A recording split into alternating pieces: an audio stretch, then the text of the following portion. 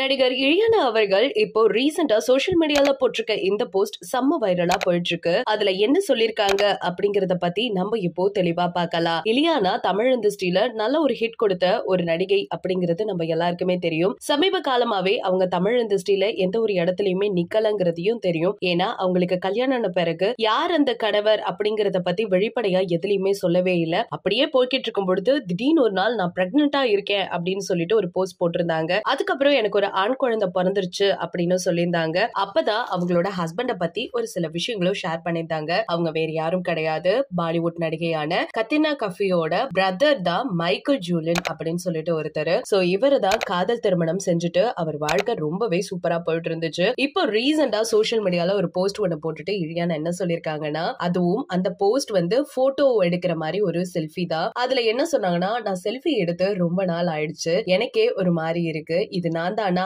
அப்படிங்கிற மாதிரி இருக்கு, நான் செம்ம டிப்ரெஷன்ல இருக்கேன், ரொம்ப நாளா தூங்காமையே இருக்கேன், சோ எனக்கே என்ன பார்க்க ரொம்பவே கவலையா இருக்கு அப்படின்னு சொல்லியிருக்காங்க. சோ இதெல்லாம் என்னன்னு பார்த்தா அவங்களுக்கு இருக்க போஸ்ட்மார்ட்டம் டிப்ரெஷன் தான். அதாவது பிரெக்னன்சிக்கு அப்புறம் டெலிவரிக்கு அப்புறமா வரக்கூடிய ஒரு சில டிப்ரெஷன் தான். அவங்க சொன்னதுலயே நல்லா புரிஞ்சுச்சு. எனக்கு குழந்தை பிறந்ததுக்கு பிறகு நான் எனக்கான டைம் அப்படின்னு சொல்லிக்கிற அளவுக்கு எதுவுமே கிடையாது. எப்பவுமே வீட்டுல ரொம்ப கேஷுவல் ட்ரெஸ்ல தான் இருப்பேன். என் முடி என் குழந்தையோட கையில சிக்கிட கூடாது, புடிச்சு இழுத்துற கூடாது அப்படிங்கறதுனால நான் எப்போதுமே அள்ளி முடிச்சுதான் வச்சிருந்திருப்பேன். இன்னும் சொல்ல போகணும் அப்படின்னு கேட்டா, நான் எனக்காக வாழ்றதை விட என் குழந்தைக்காக வாழ்ந்துட்டு இருக்கேன். தாய்மை அப்படிங்கிறது ரொம்ப கடுமையான விஷயம். முக்கியமா சொல்லணும்னா அது ரொம்ப கடினமான பயணமும் கூட. சோ சீக்கிரமாவே கம்பேக் கொடுப்பேன் அப்படின்னு நம்புறேன். இன்னொன்னு சொல்றேன், நான் தப்பா எதுவும் சொல்ல வரல. சோ இந்த தாய்மை அப்படிங்கிறது ரொம்ப நல்ல விஷயம் தான். ஆனா ஒரு குழந்தை பிறந்ததுக்கு பிறகு அது எல்லாமே மாறிடும். நம்ம நினைச்ச மாதிரி எதுவுமே இருக்காது. இன்னைக்கு முழுக்க முழுக்க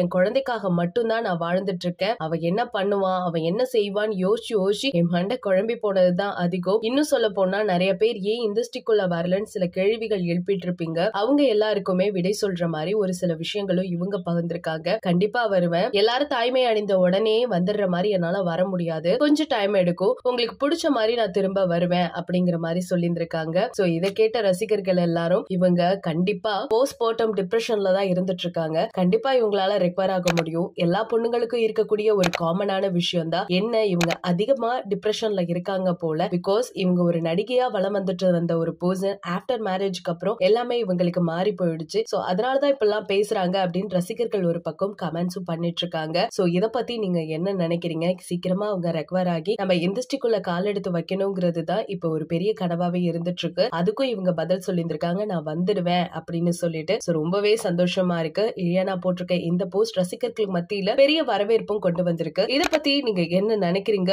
அப்படிங்கறத மறக்காம நம்ம கமெண்ட் செக்ஷன்ல ஷேர் பண்ணிக்கோங்க.